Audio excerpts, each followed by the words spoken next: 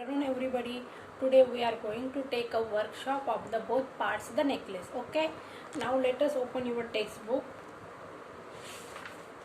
page number 27, English workshop. First, read each of the following sentences and write who said it to whom. बघा, तुम्हाला परीक्षेला प्रश्न विचारलेला असतो कोण कोणास म्हटले किंवा बोलले. पहिलं स्टेटमेंट आहे, look here something for you. कोणी बोललं आहे? Mister Loisel said to Mrs. Louisel. Why the dress you go to the theater? Why the dress you go to the theater in? Mr. Louisel said to Madam Louisel किंवा Mathilde. I would rather not go to the party. Mrs. Louisel said to Mr. Louisel. Choose my dear. Madam Forrester said to Mathilde. E. You have nothing else? Mathilde said to Madam Forrester. Would you lend me this, just this? Mathilde request to Madam Forrester. Mathilde said to Madam Forrester. What? How? That's impossible. Mr. Louisel said to Mathilde or Mrs. Louisel. Okay. पुढचा प्रश्न बघूया. आता या ठिकाणी एवढेच प्रश्न आहेत. हा जो दुसरा प्रश्न आहे ती स्टोरी आपण वाचलेली आहे. तिसऱ्यामधलं तुम्ही few lines about the Mathilde had and she what she dreamed about हे तुम्ही पुस्तकातून शोधून लिहायचं आहे. सोपा प्रश्न आहे हा. आणि चौथा जो प्रश्न आहे पर्सनल रिस्पॉन्सचा आहे. या ठिकाणी write what you think about the following thoughts and actions of Mathilde. तुम्हाला काय वाटतं याबद्दल तुम्हाला लिहायचं आहे. असे प्रश्न जनरली परीक्षेला विचारले जात नसतात, पण तरी पण तुम्ही हा प्रश्न सॉल्व्ह करण्याचा प्रयत्न करा. सेकंड पार्ट करा. English workshop. Spot and circle the error in the following sentences. Page number 31. Okay. But they could not found it. या ठिकाणी they could not found हे काय आहे? Wrong word आहे. त्या ठिकाणी काय पाहिजे? Find पाहिजे. Second बघा, you must write to your friend. या ठिकाणी write चं स्पेलिंग काय बघा? RIGHT. पण या ठिकाणी write चं स्पेलिंग काय पाहिजे? WRIT. At the end of 1 week they have lose all the hope. आता या ठिकाणी have च्या जागी काय येणार? had येणार. past tense. At the end of the 1 week they had lost all hope. They had lose all hope. Okay. Sorry हा. He would borrow the rest. या ठिकाणी borrowed नाही पाहिजे, ईडी नको पाहिजे, फक्त काय पाहिजे? borrow. You should have written it sooner. आता या ठिकाणी रिटर्नला काय लावायचं? ईडी लावायचं आहे. सगळ्यांनी उत्तर लिहून घ्यायचे. And this life lasted for 10 years. आणि या ठिकाणी बघा, this life lasted 10 years. For नाही पाहिजे, या ठिकाणी फक्त लास्टेड 10 years पाहिजे. No, I am Mathilde Loisel. आता हे वाक्य आपल्याला करेक्ट दिलेलं आहे. या ठिकाणी चूक कुठल्याही प्रकारची नाहीये. Madam Forestier wears turn. आता मॅडम फॉरेस्टर सिंगल पर्सन आहे, त्यामुळे या ठिकाणी काय पाहिजे? वॉच पाहिजे. Complete the following table. आता कोण कोणास म्हटले ते पटकन आपल्याला सोडवायचं आहे. I touch it in the hall at the ministry. कोण कोणाला बोलले? Mathilde said to her husband when they return home and she found that her necklace was not in her neck. It will give us time to look some more. Mr. Louisel said to Mathilde when she lost her necklace. It might have needed it. I might have needed it. Madam Forrester said to Mathilde when Mathilde returned her necklace. You must have made a mistake. बघा काय म्हटलेलं आहे? You must have made a mistake. Well, I lost it. Mine was an imitation. आता हे 3 तुम्हाला मी होमवर्कला देत आहे. वरचे 3 मी सोडवून दिले. आलं लक्षात?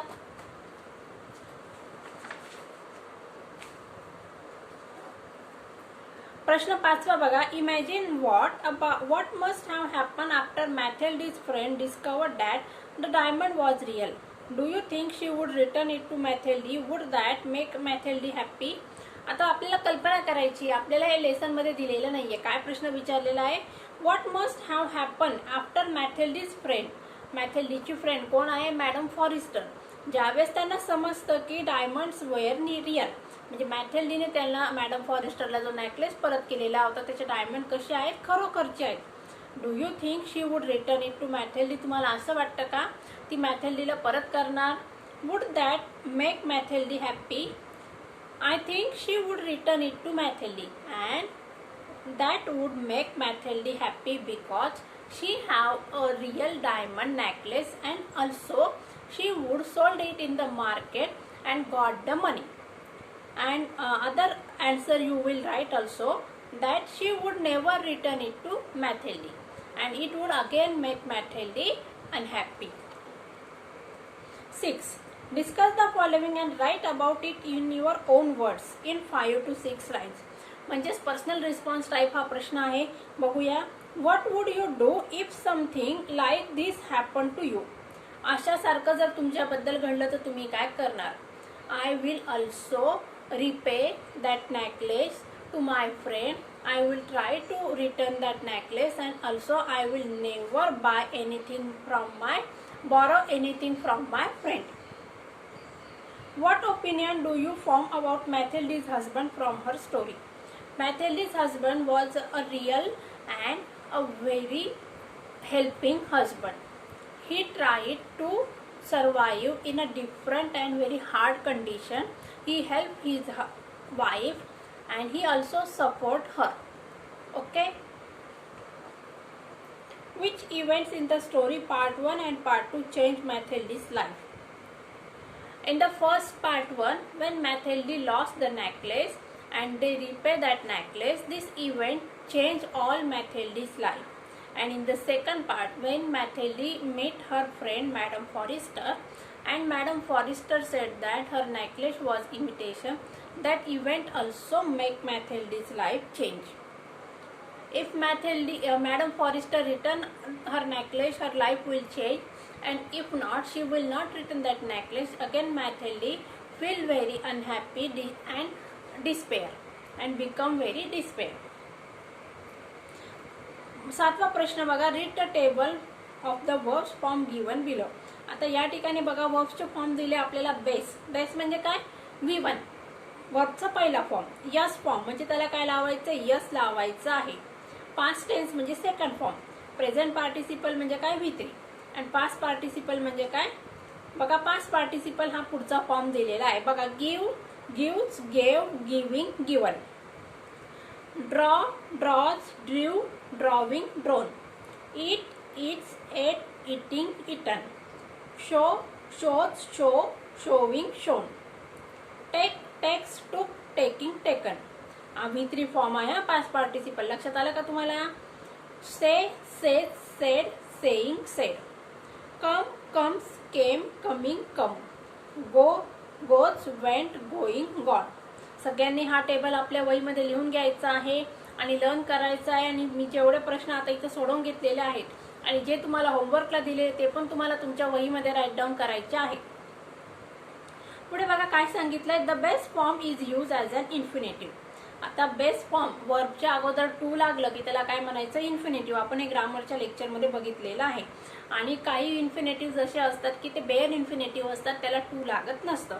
त्या ठिकाणी मोस्टली मॉडेल ऑक्झिलरी वर्बचा वापर केलेला असतो. आता या ठिकाणी बघा काय सांगितलंय. Go home and in simple present tense. आता सिम्पल प्रेझेंट टेन्स मध्ये पण काय असतं? वर्बचा बेस फॉर्म वापरलेला असतो. V1 बेस फॉर्म म्हणजे काय? V1. आलं लक्षात? बघूया पुढे. Note that we use s form with he, she, it.